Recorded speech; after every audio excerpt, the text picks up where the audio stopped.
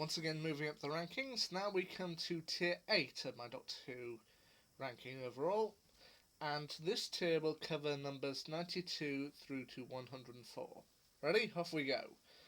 104, The Lazarus Experiment, i.e. the 6th episode of Series 3. It does serve a greater purpose later on, kind of explaining how the Master got the technology for his laser screwdriver, but overall it's a little bit hard to buy, especially the idea that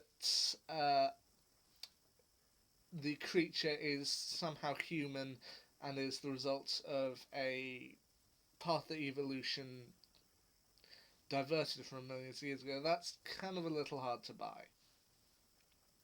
103, The Idiot's Lantern, i.e. the 7th episode of Series 2.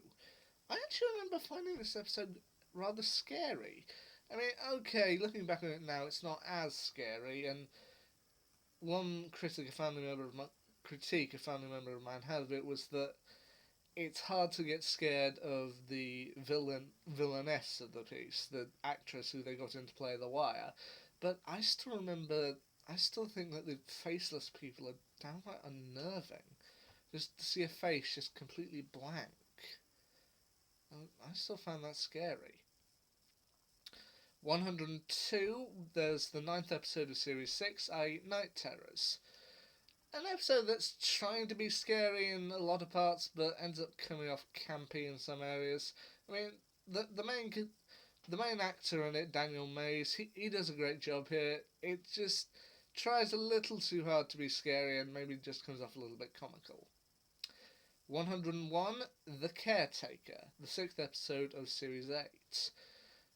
Coming in between what a guilty pleasure episode for me and what I personally think is the weakest episode of Series 8, this is kind of a nice break. I mean, it's got some campy moments, it's got some darker moments, it's got some murder in there, but yeah, it's alright, just not entirely. 100, we've got the 8th episode of Series 12, The Haunting of Villa Diodati. I figure this one is going to be people saying, why is it so low? I just didn't get where this episode was trying to do. I mean, okay, it had some good ideas, such as Mary Shelley being inspired by the Cybermen, but that only really comes in towards the end, and I feel it was all a bit too rushed.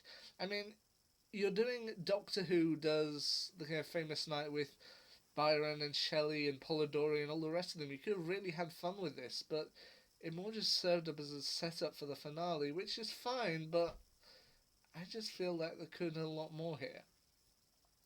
Anyway, we're into the double digits, coming up number 99 on my list, Face the Raven, the 10th episode of Series 9. This is another kind of setup episode for the finale, but this one I think does it right. It's got some kind of great moments, and while I'm not a huge fan of the Ashilda arc, this is one episode I think where she really does shine.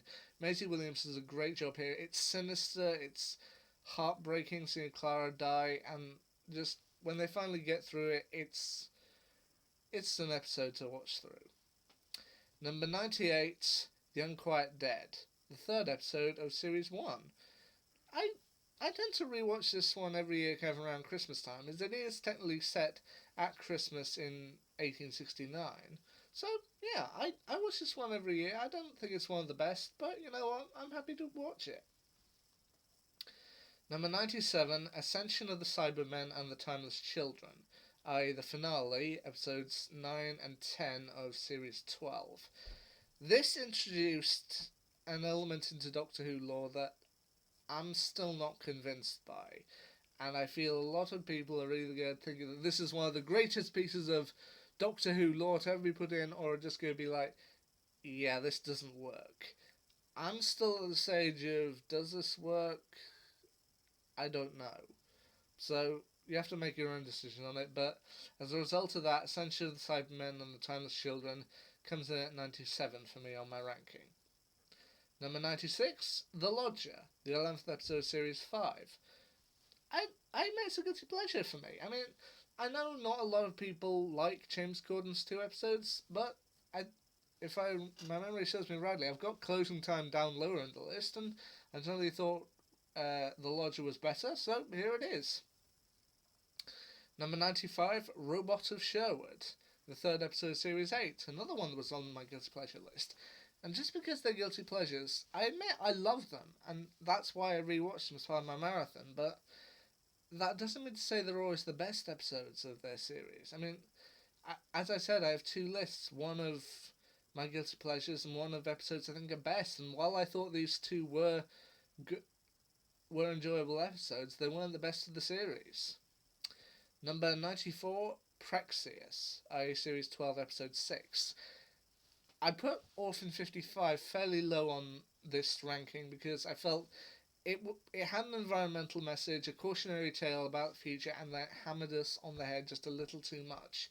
This did also have an environmental message, but it was a lot more subtle about it.